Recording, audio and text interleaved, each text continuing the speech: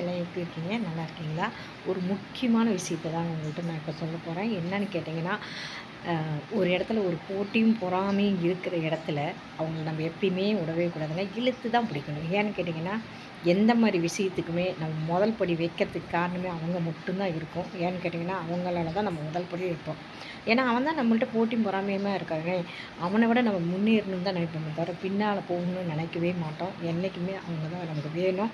அவங்கள நம்ம விடக்கூடாது. வேலை செய்கிற இடமா இருந்தாலும் சரி, பிஸ்னஸாக இருந்தாலும் சரிங்க, வந்து வந்து எந்த மாரி ஒரு இடத்துலயும் சரிங்க, வீட்டுக்கு பக்கத்துலயே இருந்தாலும் சரிங்க, அவங்கெல்லாம் அப்படி நினைக்கிறது கடவுளோட படைப்புன்னு நம்ம நினச்சிக்கணும். இன்னொரு விஷயம் நம்ம போகக்குள்ளேயே பார்த்தீங்கன்னா, ஒருத்தர் தடங்கல் பண்ணுவாங்க. ஏன்னா, வந்து "இங்கே போகாதீங்க, இருங்க" அப்படின்னு சொல்லுவாங்க. ஆனால் அந்த மாரி டைம்லேயே நம்ம ரொம்ப யோசிக்க வேண்டிய விஷயம். என்னன்னு கேட்டிங்கன்னா, "ஓ! அப்படியா? போகக்கூடாதுங்கிறாங்களா?" நம்ம கொஞ்சம் யோசிச்சு போகணும். அது வந்து நமக்கு நல்லது.